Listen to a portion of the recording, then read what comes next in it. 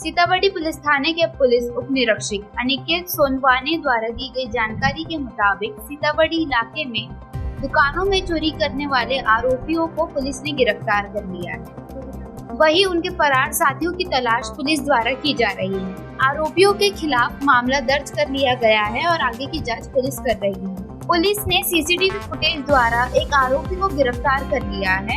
इस संबंध में अधिक जानकारी पुलिस उप निरीक्षक अनिकेत सोनवने ने दी है। आम्ही पोलीस उपनिरीक्षक अनिकेत सोनवने, पोलीस ठाणे सीताबर्डी, नागपूर शहर, दिनांक 31/3/2026 रोजी पोलीस ठाणे सीताबर्डी येथे फिर्यादी यांनी येऊन फिर्याद दिल्याप्रमाणे सीताबर्डी मेन रोड परिसरातील त्यांचे माया मोबाईल दुकान व आसपासचे दुकानं फोडल्याची त्यांनी फिर्याद दिली।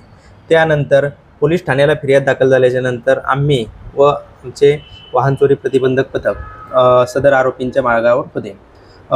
CCTV फुटेज व टेक्निकल गोष्टींचा वापर करून आम्ही पोलीस उपनिरीक्षक सोनवणे व आमच्यासोबतचे पोलीस हवालदार नंदकिशोर वालदे, पोलीस शिपाई शत्रुघ्न मुंडे, पोलीस शिपाई प्रशांत भोयर, पोलीस शिपाई चेतन शेंडे व पोलीस शिपाई नैनिश यांच्या मदतीने आरोपीस पकडलेले आहे। एक आरोपी सुमित सुमन अटक असून त्याने जप्त केलेला मुद्देमाल जप्त करण्यात आलेला आहे। त्याने त्याच्याकडून चोरी केलेल्या पैशातून घेतलेला मुद्देमाल जप्त करण्यात आलेला आहे।